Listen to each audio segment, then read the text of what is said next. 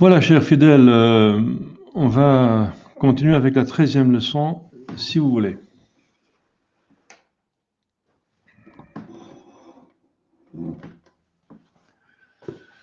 Au nom du Père et du Fils et du Saint-Esprit, ainsi soit-il. Je vous salue Marie, pleine de grâce, le Seigneur est avec vous. Vous êtes bénie entre toutes les femmes, et le fruit de vos entrailles est béni. Sainte Marie, Mère de Dieu, priez pour nos pauvres pécheurs, maintenant et à l'heure de notre mort, ainsi soit-il. Cœur sacré de Jésus, ayez pitié de nous. Saint Joseph, priez pour nous. Nos saints anges gardiens, veillez sur nous. Nos saints patrons, priez pour nous. Au nom du Père et du Fils et du Saint-Esprit, ainsi soit-il. Mes chers fidèles, on continue avec la 13e leçon, les vertus morales.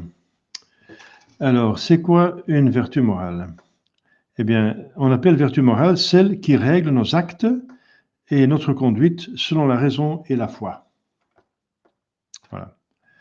Et j'ai dit que en contre-distinction avec les vertus théologales, en distinction avec les vertus théologales, les vertus théologales règlent notre vie, aident à faire le bien. Hein, ce sont les dispositions habituelles qui nous portent à faire du bien. C'est la définition d'une vertu. Eh bien, à faire le bien dans notre comportement, dans notre utilisation des créatures. Ça, en distinguant avec les vertus théologales et qui nous aident à faire le bien dans nos rapports avec Dieu directement. On croit Dieu, on espère Dieu, on espère d'être avec Dieu, on espère Dieu, de posséder Dieu dans l'éternité, c'est ça le ciel. Et nous espérons de l'aimer, de le jouir dans le ciel. Donc nous aimons Dieu. Nous croyons Dieu, nous espérons Dieu et nous aimons Dieu. Nous croyons aussi en Dieu et nous espérons aussi en Dieu, mais nous espérons aussi Dieu. Ça veut dire parce qu'on va... Le ciel, c'est de posséder Dieu. Et mutuellement, Dieu va nous posséder. C'est une union très intime qui porte à ce que nous entrons dans la Sainte Trinité et nous avons pensé comme lui et vouloir comme lui et jouir comme lui. Voilà. Donc les vertus théologales ont Dieu directement comme objet. Les vertus morales, toutes les autres créatures, toutes les autres choses, les créatures. Selon la raison et la foi. Donc, utiliser les choses selon la volonté de Dieu. La raison et la foi. Nous avons deux lumières qui doivent guider notre vie. Le bon sens et la foi.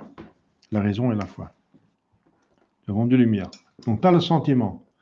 Il y a des gens qui se laissent guider par le sentiment. Et ce n'est pas le guide que Dieu nous a donné. Le sentiment, c'est un accompagnement, une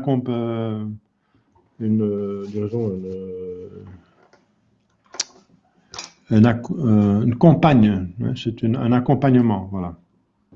Ça accompagne les actions.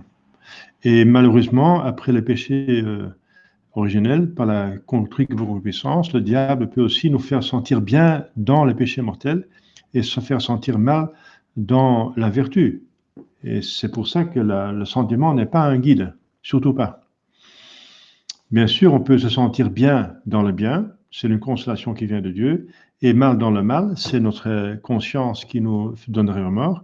Mais le contraire est possible aussi parce que le diable peut agir sur notre corps, sur notre sentiment, donc voilà.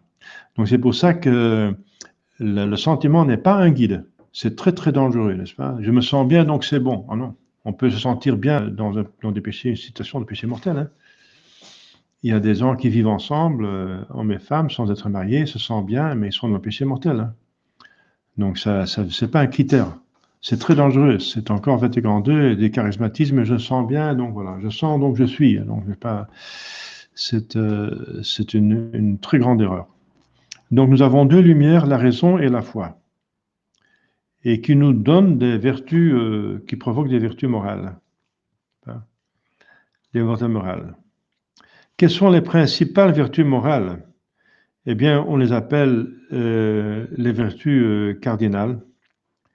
C'est la prudence, la justice, la force et la tempérance. Pourquoi appelle-t-on ces vertus-là les vertus cardinales? Parce que toutes les autres s'y rattachent comme à leur fondement. Cardinal, ça vient des cardo.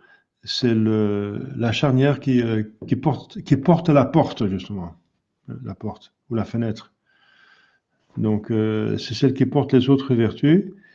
Ce sont des vertus mères qui ont beaucoup de filles. Hein. Donc, voilà.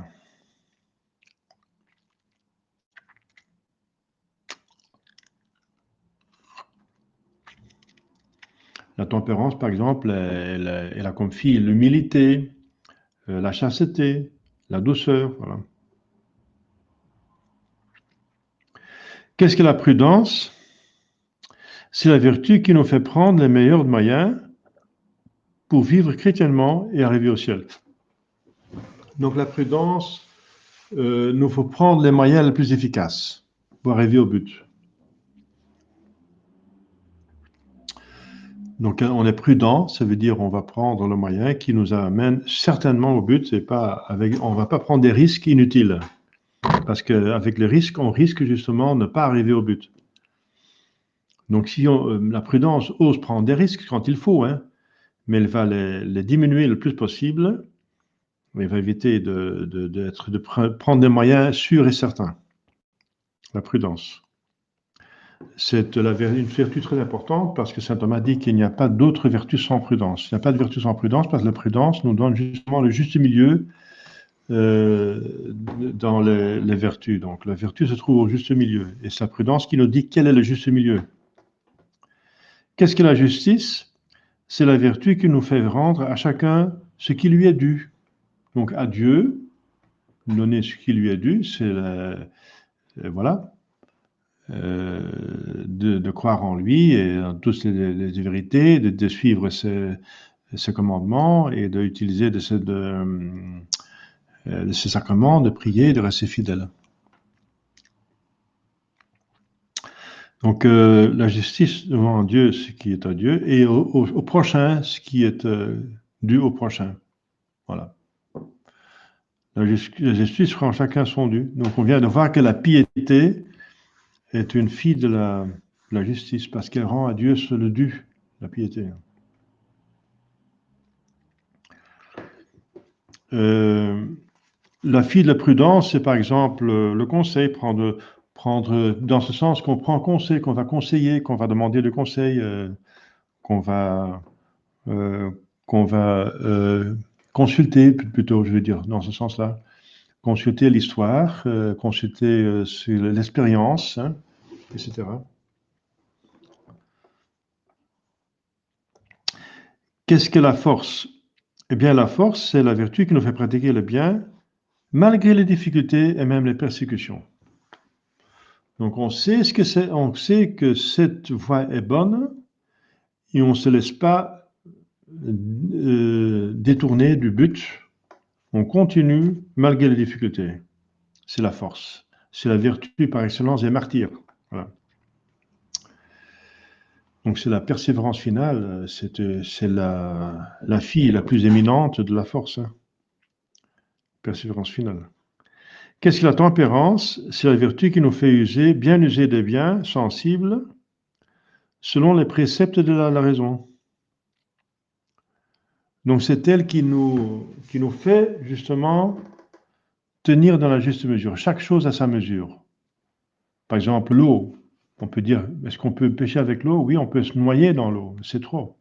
Donc chaque chose a une mesure. Une mesure. Il y a des choses qui sont plus sensibles, comme l'alcool. C'est vrai que Jésus a bu aussi l'alcool. Il était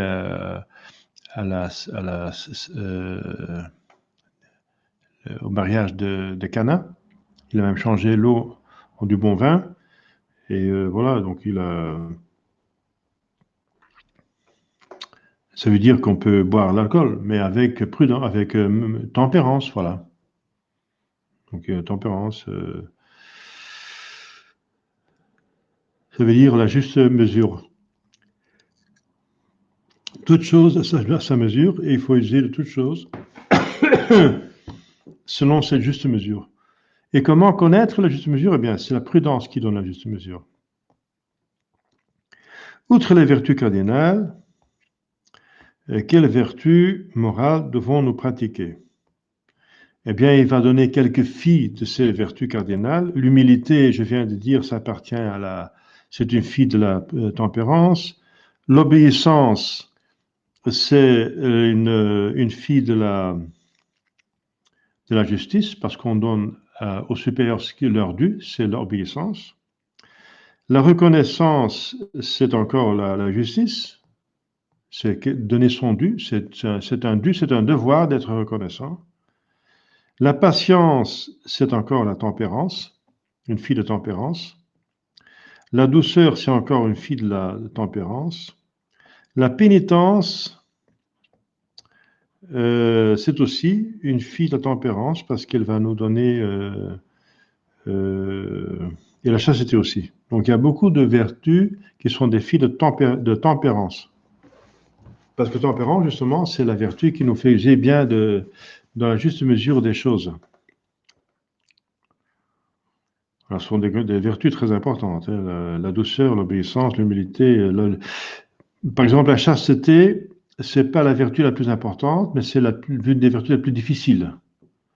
Parce qu'on amène son corps, même si on va au désert, pour s'éloigner du monde, on amène son corps. Donc on peut, et sa concupiscence. Donc la chasteté, est une vertu qui est une des plus difficiles, il faut s'appliquer. Ouais. Mais c'est pas la plus importante. Hein. L'amour de Dieu est plus important, bien sûr. Mais c'est peut-être une des plus difficiles. Ça dépend des personnes aussi. Hein. Voilà, c'était la 13e leçon, assez courte. Est-ce qu'il y a des questions là-dessus?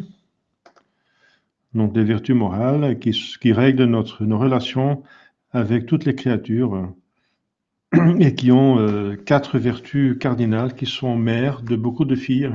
Voilà. Beaucoup de vertus.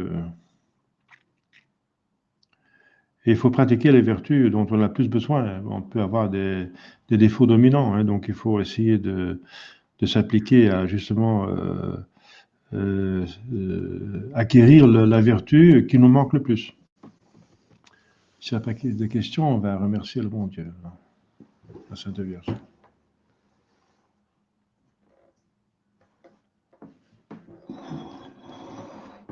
Au nom du Père et du Fils et du Saint-Esprit, ainsi soit-il. Je vous salue Marie, pleine de grâce, le Seigneur est avec vous. Vous êtes bénie entre toutes les femmes et le fruit de vos entrailles est béni. Sainte Marie, Mère de Dieu, priez pour nos pauvres pécheurs, maintenant et à l'heure de notre mort, ainsi soit-il. Cœur sacré de Jésus, ayez pitié de nous. Saint Joseph, priez pour nous. Nos saints gardiens, priez pour nous. Nos saints patrons, priez pour nous. Au nom du Père et du Fils et du Saint-Esprit, ainsi soit-il. À la prochaine. Au revoir. Priez.